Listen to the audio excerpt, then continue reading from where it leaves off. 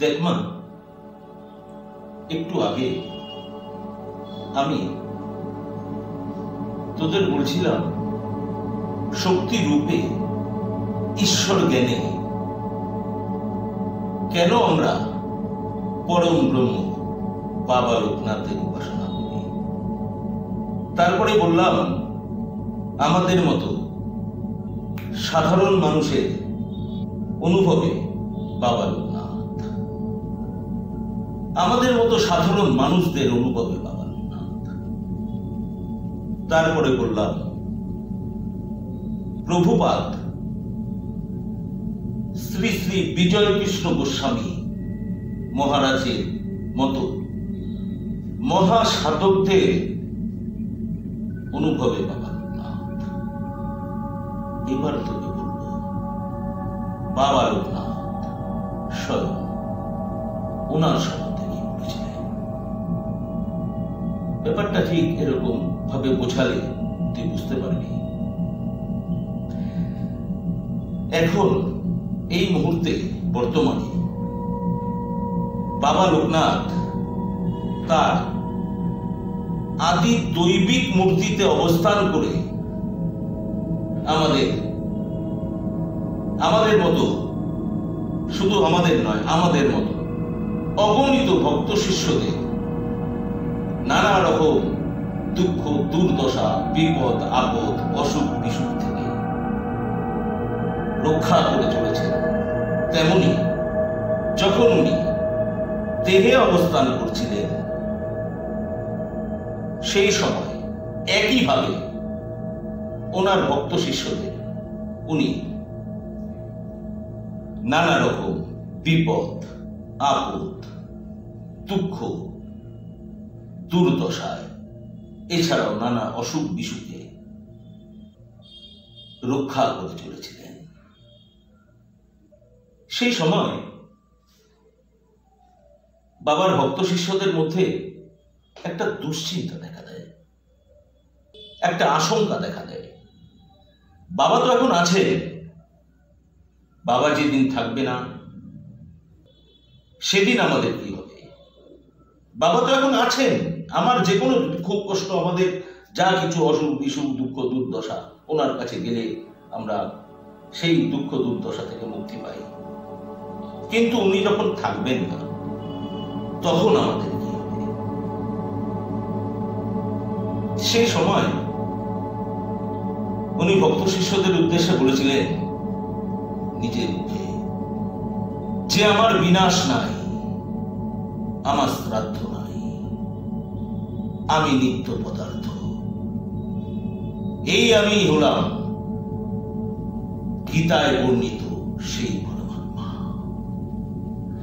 এই আমি হলাম গীতায় বর্ণিত সেই পরমাত্মা। অস্ত্র যাহাকে ছেদন করিতে অসমর্থ, অগ্নি যাহাকে প্রজ্বলিত করিতে অক্ষম, বরুণ যাহাকে আর্দ্র করিতে বিফল কাম, বায়ু যাহাকে শুষ্ক করিতে অসফল। উনি আরো বলেছিলেন যে আমি জন্মাদি রহিত সনাতন, সর্বকারণের কারণভূত, সর্বমঙ্গলময়, জগৎ প্রকাশ, আদ্য অন্তবিহীন, শ্রুতি জ্ঞান গর্বের অতীত, সেই আমি।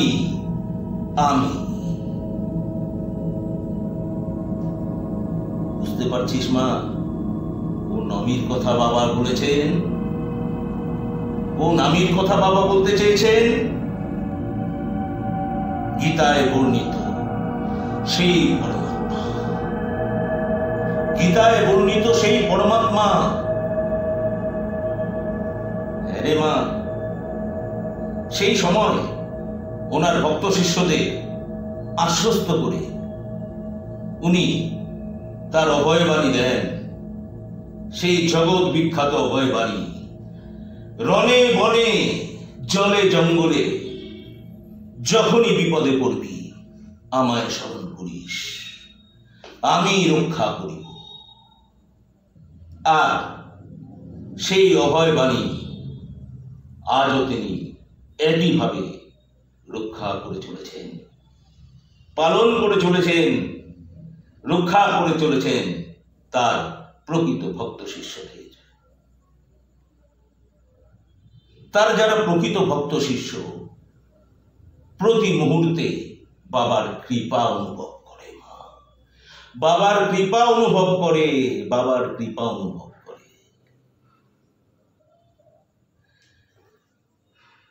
মারে এখনো বাবা লোকনাথের অগণিত ভক্ত শিষ্য, প্রকৃত ভক্ত শিষ্য যারা, তারা তাদের জীবনে বহু বিপদ আপদ, দুঃখ কষ্ট, দুর্দশা, অসুখ বিসুখ, বিভিন্ন রকম সুবিধা অসুবিধায় প্রতি মুহূর্তে বাবার কৃপা অনুভব করতে থাকে, মা কৃপা অনুভব করতে থাকে। এবার বুঝতে পারছিস মা, কেন আমার মতো অগণিত সাধারণ ভক্ত শিষ্য বাবা লোকনাথ, পরম ব্রহ্ম বাবা লোকনাথকে শক্তি রূপে ঈশ্বর জ্ঞানে উপাসনা করে চলেছে। তাই তো মা আমি বলি, গুরু ব্রহ্মা গুরু বিষ্ণু গুরুদেব মহেশ্বর গুরু সাক্ষাৎ পরম ব্রহ্ম তস্मै শ্রী গুরুবে নমঃ।